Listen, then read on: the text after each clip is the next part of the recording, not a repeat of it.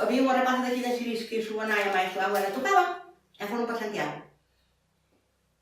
O disco sentiu tocar a abuela da rapaza, que estava com o ano.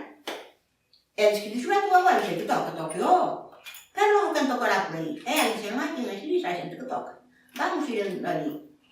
Ela vinha no aqui, bueno, nós começámos aquele dia a tocar e Tocámos o que sabíamos, a mais do que sabemos. tocámos, pero ainda não sabíamos, ainda não gravámos muito bem. Pero depois ele veio o dia todas as semanas uma vez. Ele disse, a ver se vos leva a lugar, a ver se íamos a lugar. E fomos. Pero ainda depois volvemos a acabar isso hasta que, não sei quanto depois. Justo foi o que volviu para ir ao lugar. Fomos duas vezes. Que foi o Alfonso de Romero. Nós fomos outra vez pela noite de Natal. Por noite buena. Não queria ter ido daquele que era muito louco. Depois foi outra vez também. Primeira vez não nos deram nada.